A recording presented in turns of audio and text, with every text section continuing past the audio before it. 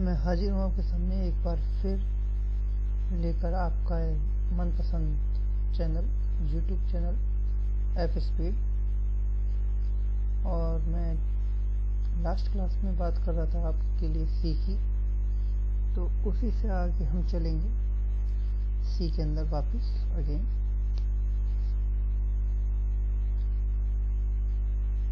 देखिए, मैंने उस टाइम आपको सी का प्रोग्राम बताया था। लास्ट टाइम पे जो प्रोग्राम बताया था मैं सी का, वो यहीं पर आकर रुक जाता था। मैं एक बार करके देख लेता हूँ जो प्रोग्राम मैंने बनाया था, आपको दिया था।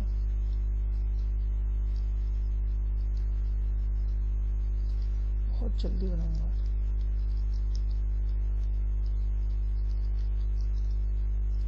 ये मैं आपको अपनी लास्ट क्लास में भी आपने देखा होगा, तो समझ में आ गया होगा ये क्या चीज़ है।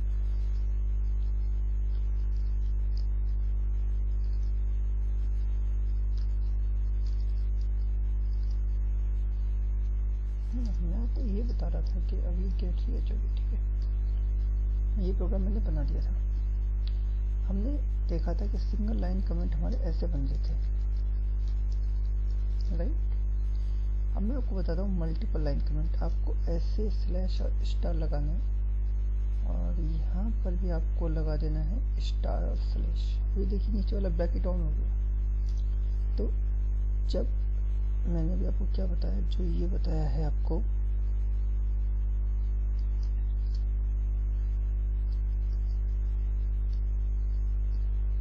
ये यूज होता है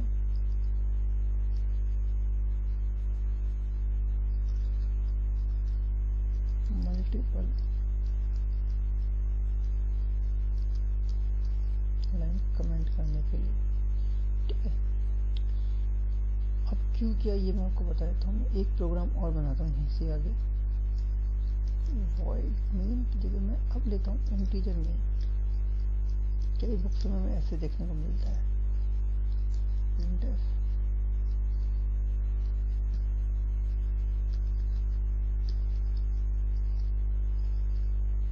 राइट। और यहाँ एक फंक्शन दिया होता है रिटर्न।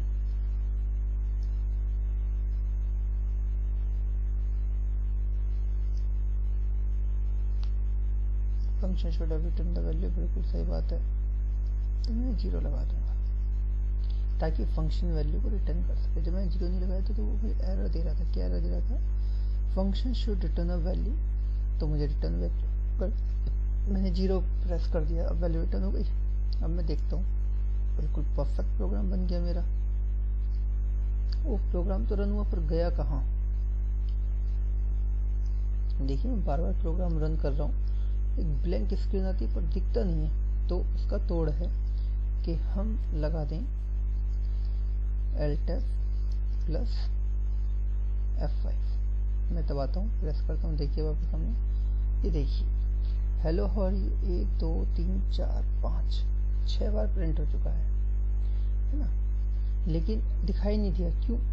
क्योंकि मैंने यहाँ पर यूज किया था गेट सी एच, और आपको बताया था इसका काम क्या होता है, होल्ड द स्क्रीन।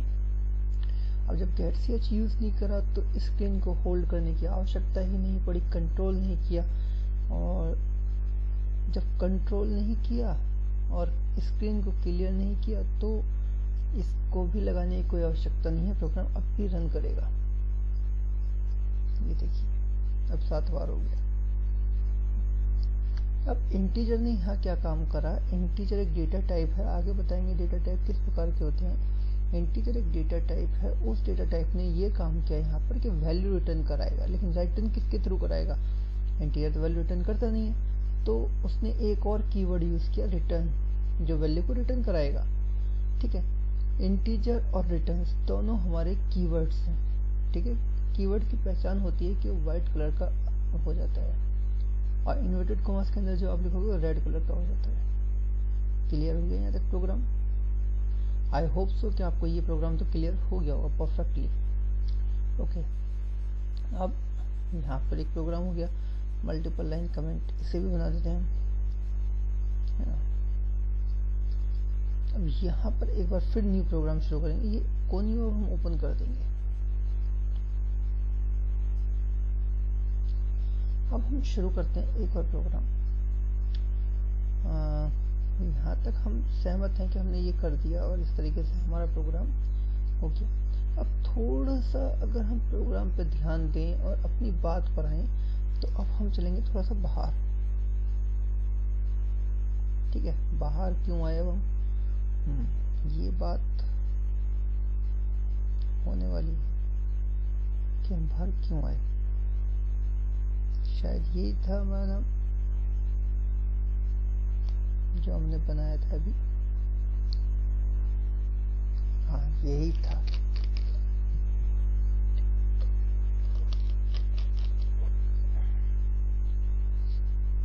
यही था। अब मैं इसको थोड़ा सा सही तरीके से ओपन करता हूँ, मतलब इसमें हमारे दोनों काम चलेंगे कंटिन्यूस ना। चलिए देखिए, यहाँ तक हमारा काम हो गया था। अब मैं यहाँ पर एक टेबल लेता हूँ। देखो, आपको थोड़ा सा वर्ड का पोर्शन में मैं आपको बता रहा हूँ। मैं टेबल लेता हूँ, मैंने लिए 4 कॉलम।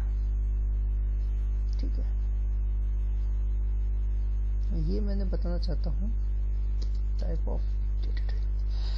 ठीक है, यहाँ आ गया डेटा टाइप में, यहाँ आ गया बाइट, यहाँ आ गया आइडेंटिफायर और यहाँ आ गया आपकी रेंज। डेटा टाइप सबसे पहले इंटीजर आपको लेता है 2 बाइट और इसको आइडेंटिफाई करते हैं %d से, और रेंज होती है इसकी -32,767 से लेकर प्लस के 32,768 तक। यहाँ तक की रेंज का आप इसके अंदर डेटा ले सकते हैं। दूसरा होता है कैरेक्टर, ये लेता है 1 बाइट। इसके 2 होते हैं %c अगर हम कैरेक्टर के लिए ले रहे हैं। ठीक है, और एक होता है %s अगर हम स्ट्रिंग के लिए ले रहे हैं, यानी कि पूरे नाम के लिए ले रहे हैं। ठीक है, इसकी रेंज जो होती है वो 0 से लेकर 255 तक की होती है। कैर। इसके बाद आता है फ्लॉट, ये यूज करता है हमारे 4 बाइट और इसका सिंबल होता है %f। इसकी रेंज होती है 4 × 10⁻e। ये हो सकता है कि मुझे ना पता हो। ठीक है, बहुत दिन पहले पढ़ी थी मैंने। इसमें एक और चीज रह गई, इंटीजर तो हमारा होता है होल नंबर, कैरेक्टर हमारा कैरेक्टर ही होता है और फ्लॉट होता है हमारा डेसिमल नंबर। इसके बाद होता है डबल, ये 8 बाइट लेता है %d। ठीक है, और ये फ्लॉट का आप इसे डबल कह सकते हैं, यानी कि आप इसे स्क्वायर कह सकते हैं फ्लॉट का। ठीक है, एक होता है लॉन्ग, ये भी आपका 4 बाइट लेता है। इसका भी सिंबल आपका LD होता है और ये इंटीजर का स्क्वायर होता है।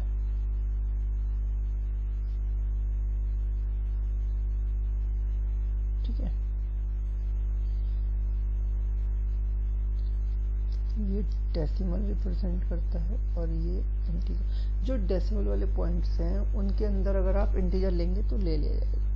अच्छा, एक और चीज, जो डेसिमल होता है ना, ये जो फ्लॉट में होता है किसी में भी होता है, ये डेसिमल पॉइंट के बाद after the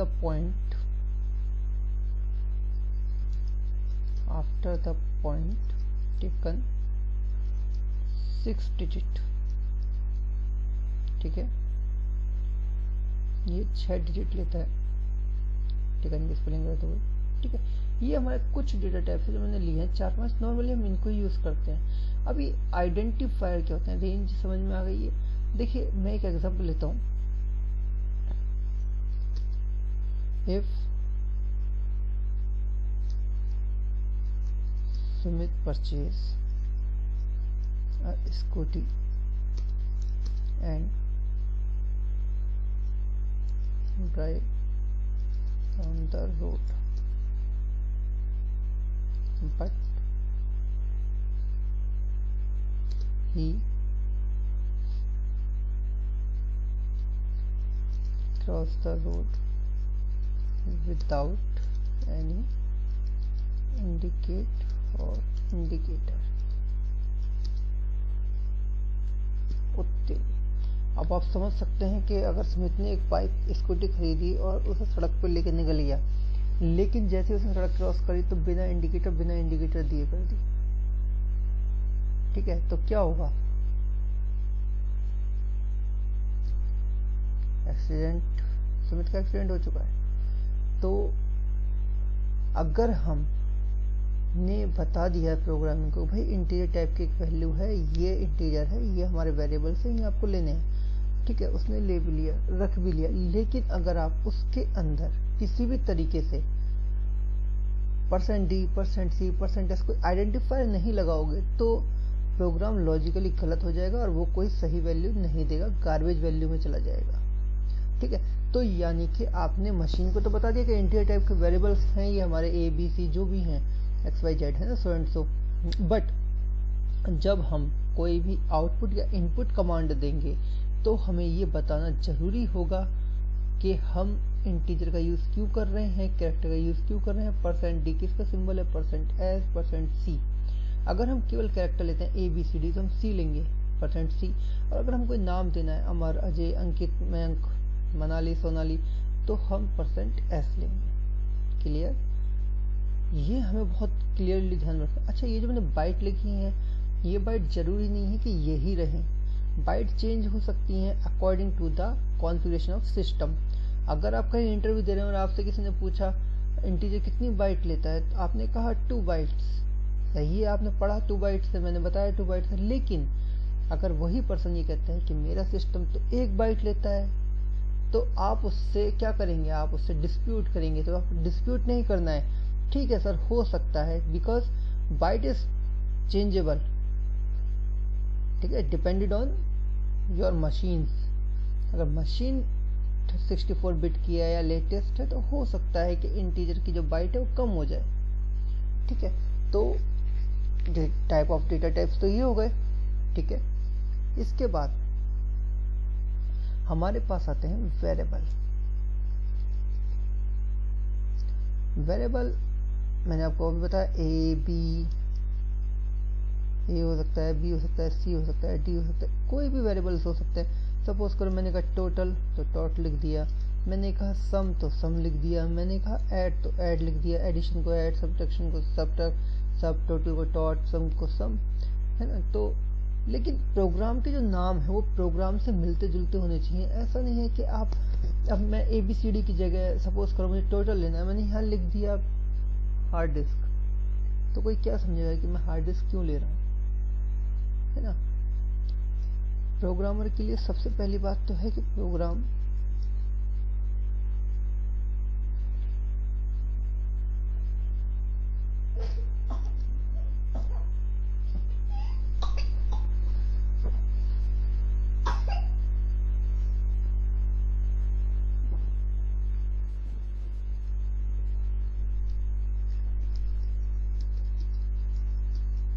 line of code कम होनी चाहिए।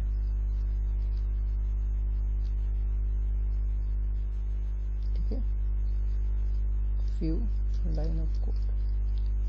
Number 2, program readable।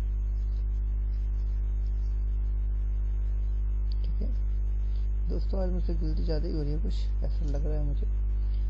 और तीसरा टाइम कॉम्प्लेक्सिटी, ये मस्ट है।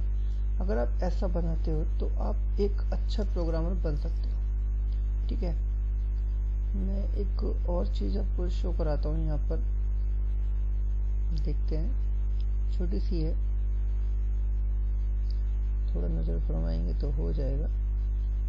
Ctrl+C Ctrl+V, yes. देखिए आप मुझसे वर्ड भी सीख रहे हैं, अब देखा जाए तो ना।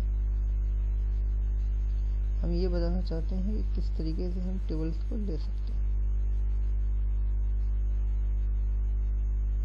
ठीक, ओके, ये हमारी टेबल्स है जो हमने यूज कर ली। अब इंसर्ट में जाके अब की बार हम जो शेप लेंगे वो लेंगे ये वाली।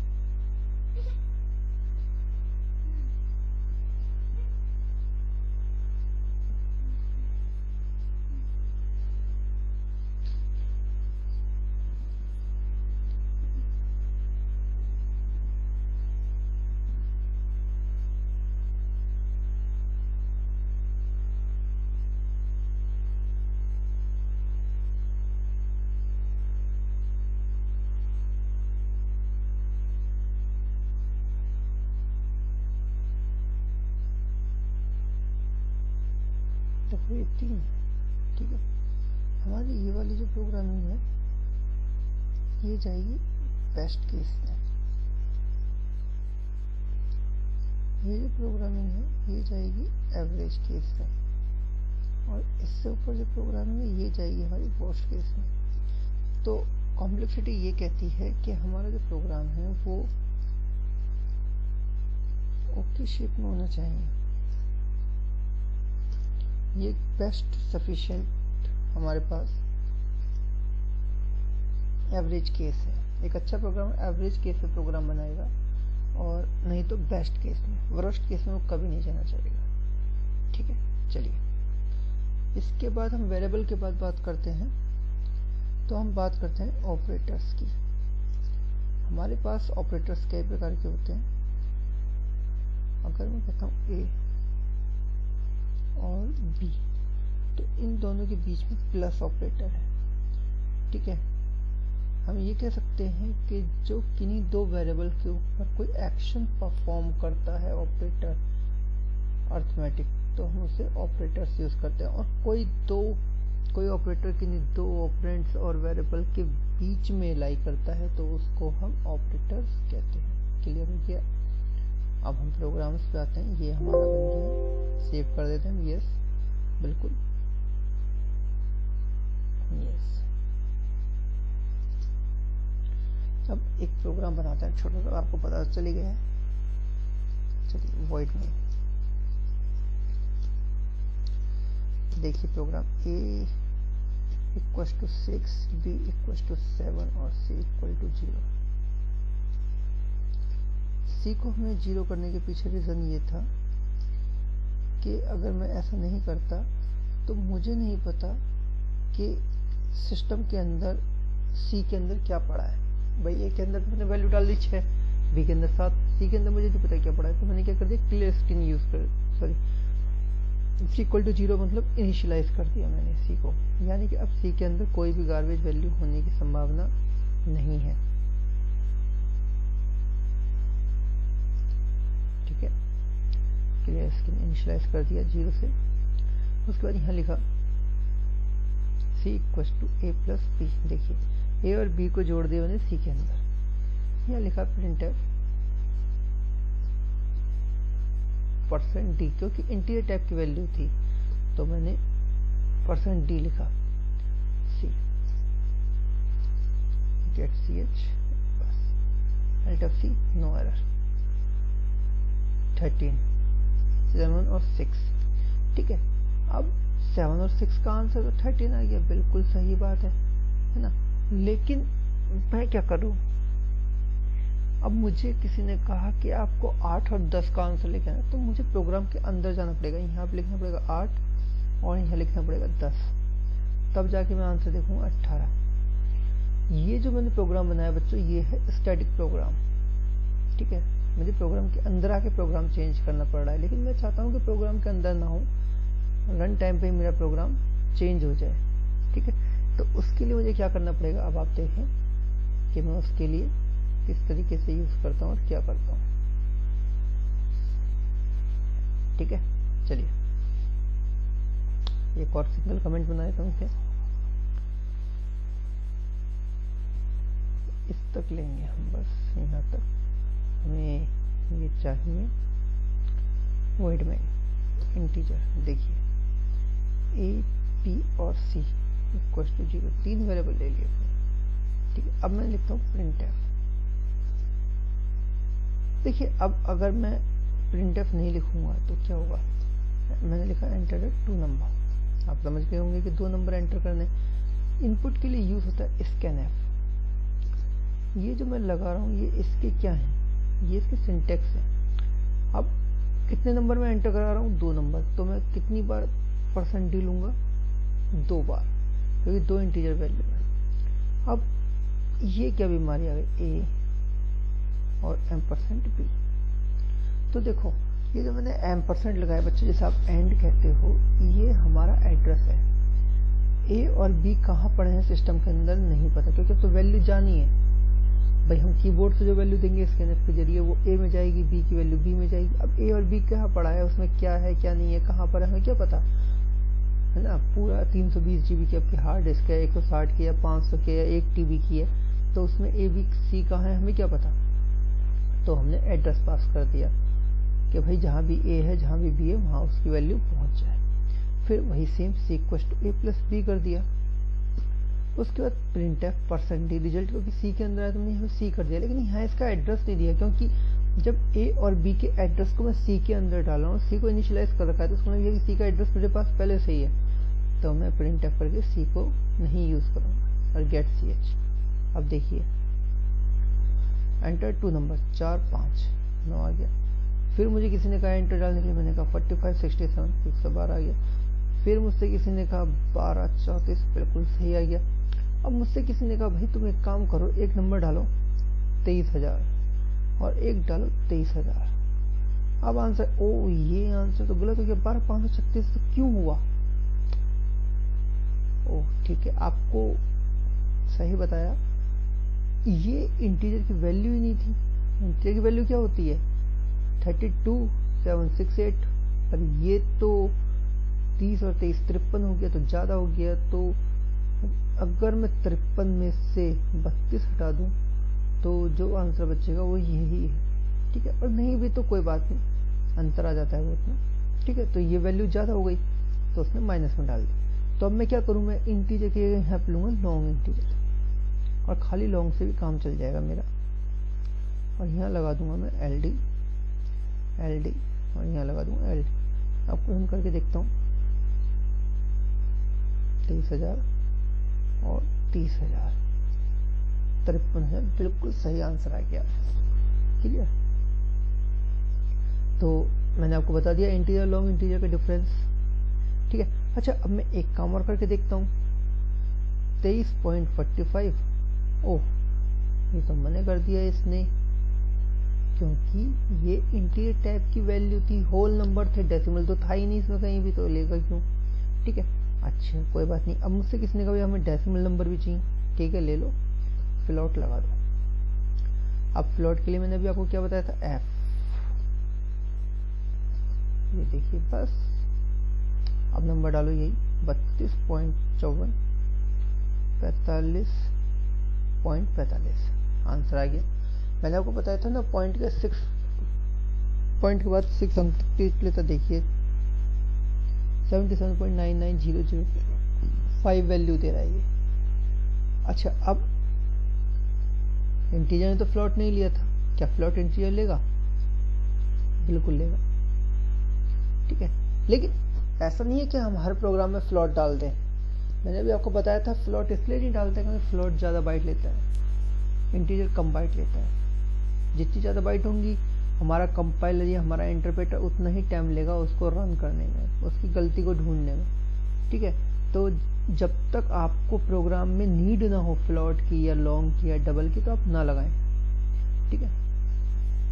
ओके, अब आपको माइनस करना है तो आप यहीं से माइनस कर देंगे, मल्टीप्लाई करना है तो यहीं से मल्टीप्लाई कर देंगे। अच्छा एक और प्रोग्राम बना लेते हैं छोटा सा, एंटर द स्क्वायर नंबर। अब इसके लिए तो हमें 3 वेरिएबल नहीं चाहिए, तो एक तो हम वेरिएबल को हटा देंगे, दूसरा यहाँ से इंटीजर कर देंगे, उसके बाद यहाँ से भी डी कर देंगे और इसको हटा देंगे, और यहाँ पर भी ए कैसे काम चल जाएगा। अब यहाँ पर a इंटू ए कर दिया 5। देखिए आंसर क्या आया होगा। अब हमने प्रोग्राम टर्मिनेशन, क्यों, क्योंकि हमने वहां पे फ्लोट ही रहने दिया। अब चेक कीजिए आंसर 25। ठीक है,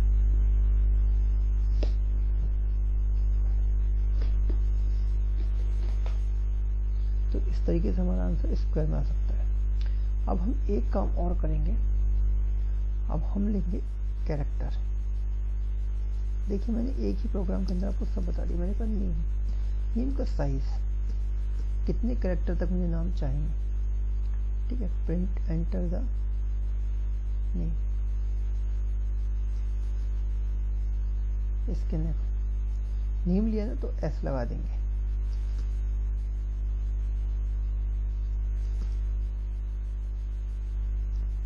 और इसकी कोई आवश्यकता नहीं है। कंट्रोल F9, अमित आ गया, अमित प्रिंट हो गया। अगर मैं अब यहाँ लगा दूँ C और यहाँ लगा दूँ C और मैंने यहाँ लिखा अमित, तो क्या दे रहा है? कुछ नहीं। वो कह रहा है आपने साइज तो ले लिया पर आपने साइज दिया तो है नहीं। ठीक है, तो वो इसलिए हमें मना कर देगा। अब अगर देखो आप, मैं खाली R डालता हूँ, देखो बिल्कुल सेट आंसर देगा ये। ठीक है, ये देखिए R का R आ गया। ठीक है, तो हमें पता चल गया कि हम इंटीजर कैसे ले सकते हैं, कैरेक्टर, फ्लोट, डबल, लॉन्ग कैसे ले सकते हैं। ठीक है, तो ये प्रोग्राम हो गया। अब हम आज आखिरी प्रोग्राम बना रहे हैं आज का। ठीक है, देखिए कैसे बनेंगे। मैं इन सबको डिलीट मार देता हूँ यहाँ से।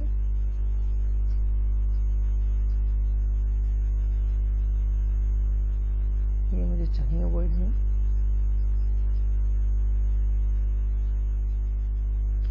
अल्ट बैक स्पेस से वापस भी आ जाएगा।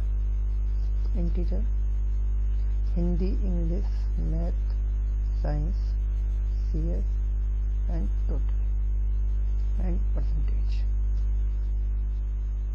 पर मुझे ख्याल आया कि परसेंटेज को मैं फ्लॉट में ले लूँ। राइट, और यहाँ लगा दूँ clear screen, printer, enter the English subject number, SNF %D %H। अब मैं देखो इसको जैसा आपको बताया था वैसे ही इसको करूँगा। कंट्रोल इंसर्ट और शिफ्ट इंसर्ट 4 बार और कर दूंगा मैं। 4। ठीक है, एंटर द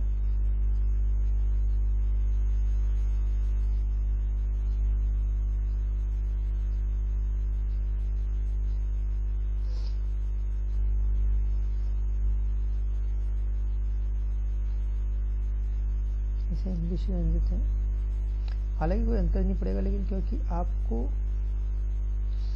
समझ में आना चाहिए, मेन बात ये है, इसलिए हिंदी। उसके बाद हमने लिया था मैथ,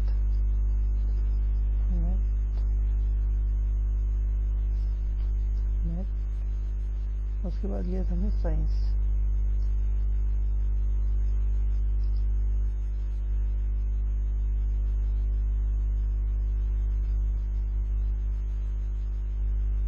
यहाँ हम लेंगे computer science.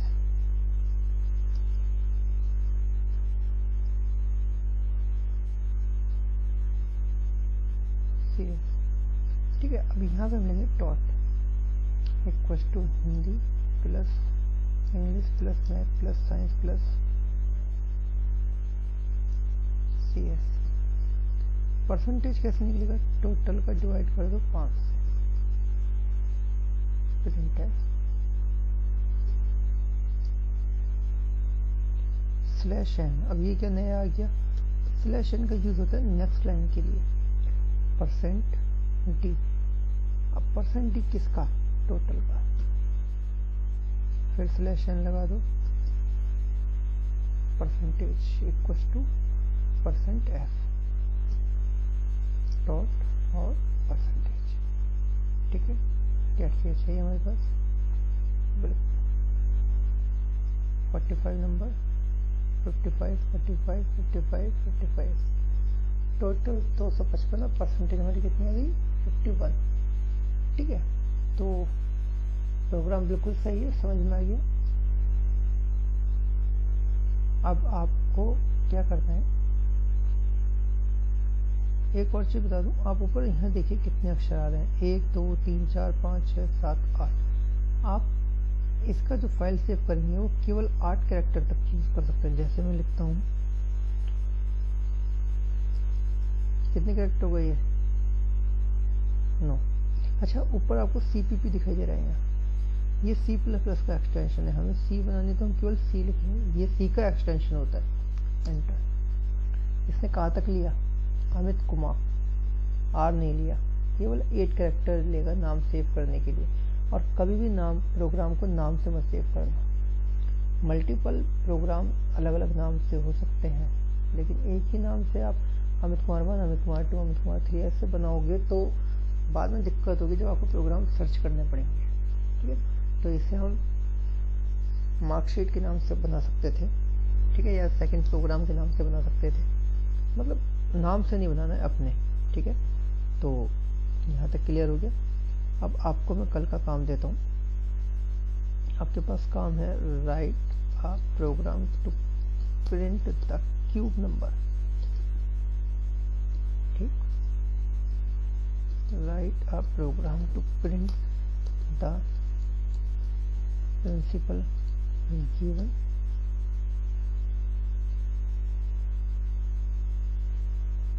The simple interest. ठीक है, ये 2 प्रोग्राम आपको बनाने, बहुत छोटे से प्रोग्राम है। एल टैब पे गए, एक्सिट किया, नो किया, बाहर आ गए, इसे बंद कर दिया। तो बच्चों, आज के साथ हमारी ये क्लास यहीं समाप्त होती है। धन्यवाद, मिलते हैं अगली क्लास में आपसे नए टॉपिक के